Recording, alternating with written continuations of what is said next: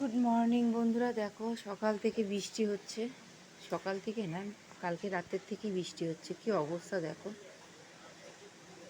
বাড়ি থেকে সবাই বেরিয়ে গেল, আমি একাই রয়েছি। বাবা গেছে বাজারে, কাজল গেল ডিউটিতে, আমার ছেলে গেল কলেজে। আর এখন দেখো বৃষ্টি এসছে। দেখো ঘরদোর অন্ধকার, কেন বাইরে আলো না থাকলে তো ঘর তো অন্ধকার হবেই। জানলা ঠাল্লাগুলো এইদিকে সব বন্ধ করে রেখে দিই, এটা খুলে রেখে দিয়েছি।